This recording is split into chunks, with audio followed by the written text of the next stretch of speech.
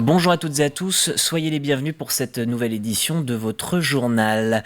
En bref, vous avez peut-être aperçu ce matin vers 8h30 un épais panache de fumée du côté de Bretignolles-sur-Mer et ses alentours.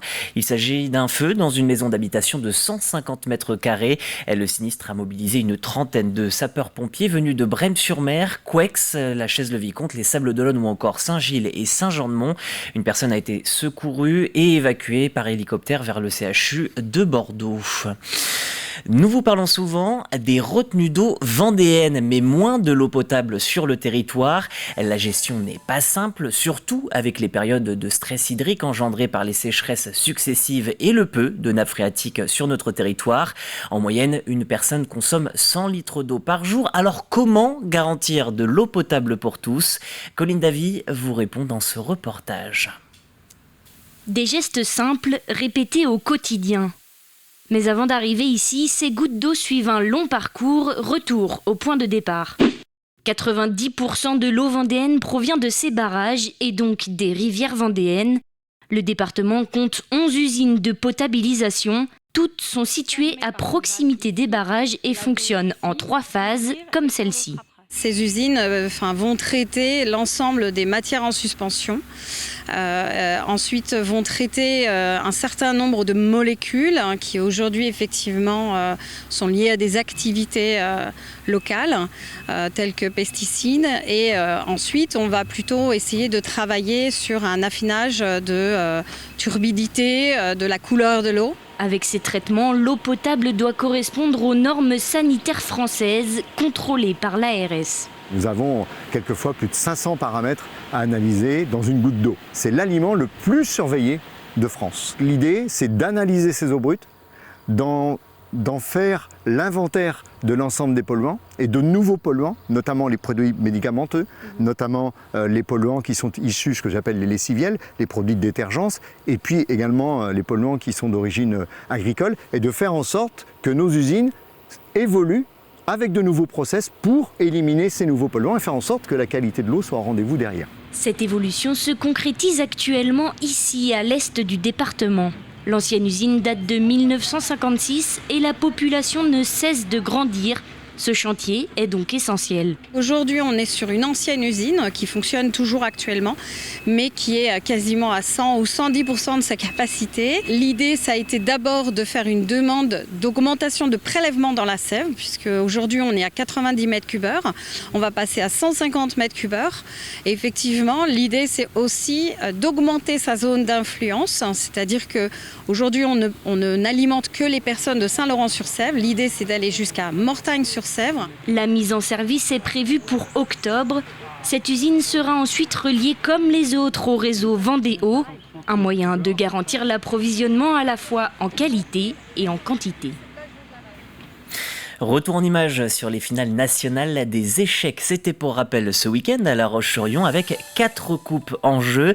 Et pour la petite histoire, c'est seulement la seconde fois que les 4 finales avaient lieu en même temps. 2 coupes professionnelles, 2 autres amateurs. Pour les organisateurs, peu importe le niveau, la qualité était au rendez-vous.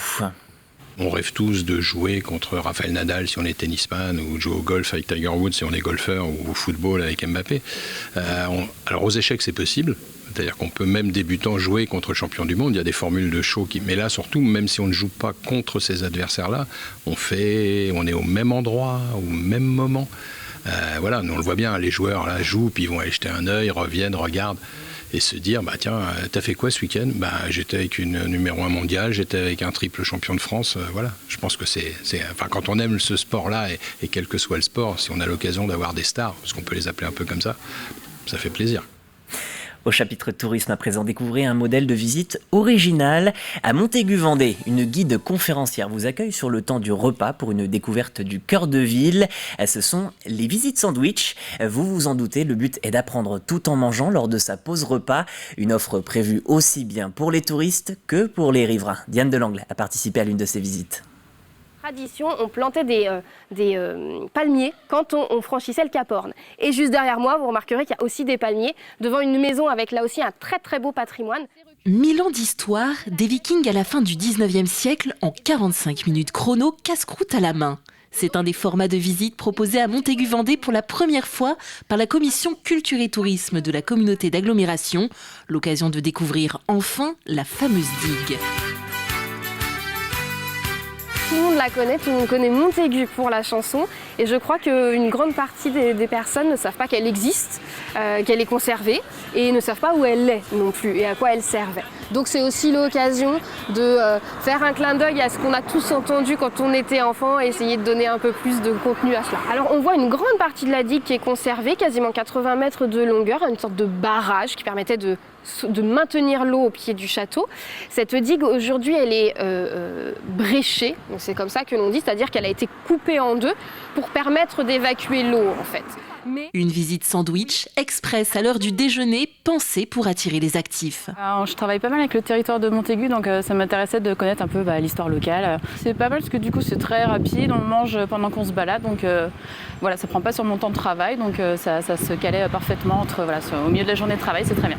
Outre des visites plus classiques de Montaigu en journée ou en soirée, il sera possible de découvrir le vieux bourg de Roche-Servière au Flambeau ou de faire une mini-randonnée au sein du patrimoine industriel de Cugand. Une année test pour des visites non plus uniquement à destination des touristes, mais de plus en plus vers les actifs, locaux et notamment les nouveaux arrivants. Il y a tout un réseau RH qui s'est mis en place sur une autre commission avec toutes les entreprises locales pour les aider à travailler au recrutement. Et très souvent, au-delà de séduire de par le poste de travail, il faut aussi séduire de venir s'installer sur le territoire, qui peut être aussi un des critères pour quelqu'un qui arrive de l'autre bout de la France, s'installer en Vendée par exemple. Programme et réservation de ces visites animés par Pauline Retailleau sur le site internet de l'Office de tourisme Terre de Montaigu. Et puis une autre idée, si vous préférez tenir un guide entre vos mains cette fois, Joliville vient de faire paraître un fascicule pour découvrir des lieux atypiques et plus ou moins connus dans le département. Dans la brochure, vous retrouverez des boutiques, des bars ou encore des restaurants. Le livre s'appelle « Le guide alternatif de la Vendée » et tous les endroits cités ont à cœur le souci de l'environnement. Si vous voulez vous le procurer, vous pouvez bien sûr le retrouver sur le site de sa créatrice Joliville, jolie avec un S, ville avec un S.com, joliville.com. C'est ainsi que s'achève cette édition. Je vous remercie de l'avoir suivi. On se retrouve bien sûr à 18h pour un prochain point en direct sur l'actualité. D'ici là, portez-vous bien et passez une très belle journée.